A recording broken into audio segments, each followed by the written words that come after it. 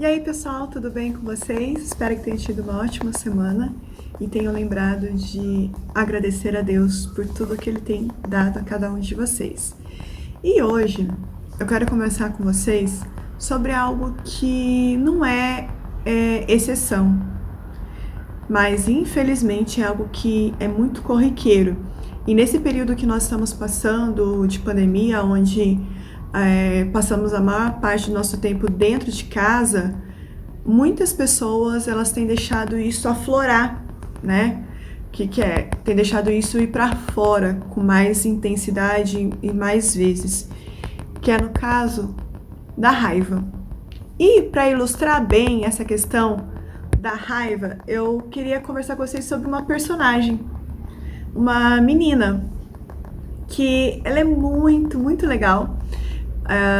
Quem gosta muito de ler gibi, com certeza já ouviu falar da Turma da Mônica. E para representar a Turma da Mônica, hoje nós vamos conversar sobre a Mônica.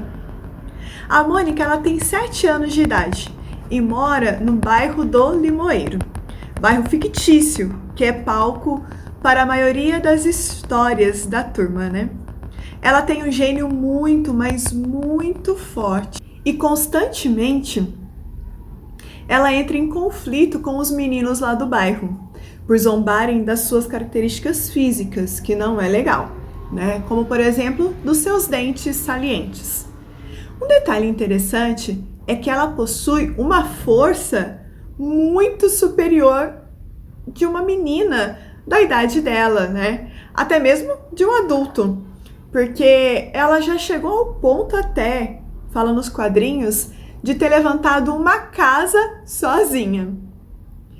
Quando a Mônica perde o controle, ela geralmente bate, né, em seus colegas com as próprias mãos ou então com o seu famoso coelhinho, que é o Sansão, que constantemente é roubado pelos meninos, tudo para irritar a dona, né, lá da rua.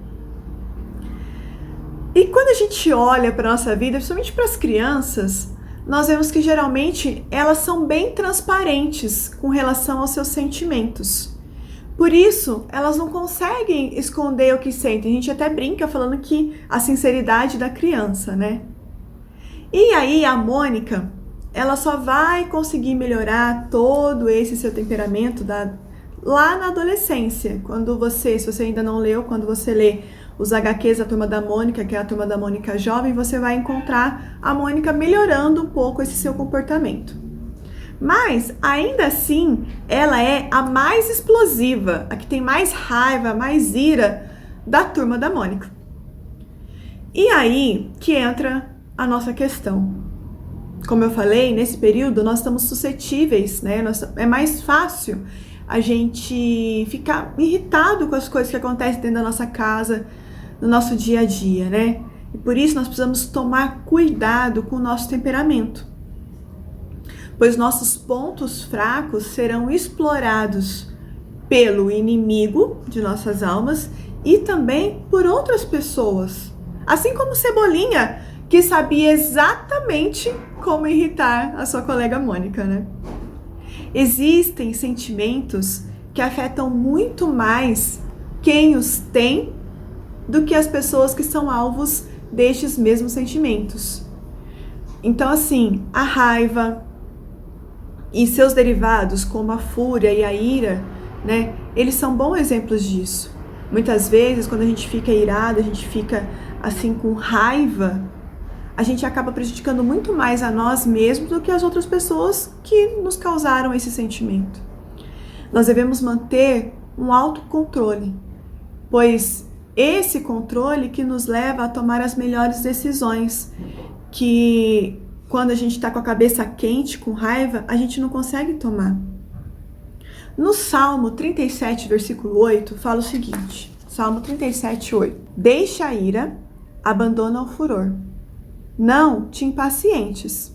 Certamente, isso acabará mal. Ou seja, o salmista está falando que é preciso deixar a ira, a raiva, que nós não devemos viver impacientes. Porque com certeza, quando a gente vive dessa forma, tudo acaba mal. É preciso que a gente se proteja da raiva, adotando o caráter de quem? O caráter de Cristo, que foi manso e humilde de coração. E isso até o final, mesmo passando por tanta perseguição, mesmo sendo maltratado, xingado, ele continuou humilde e manso, porque ele tinha isso no seu coração. E assim a gente também deve ser.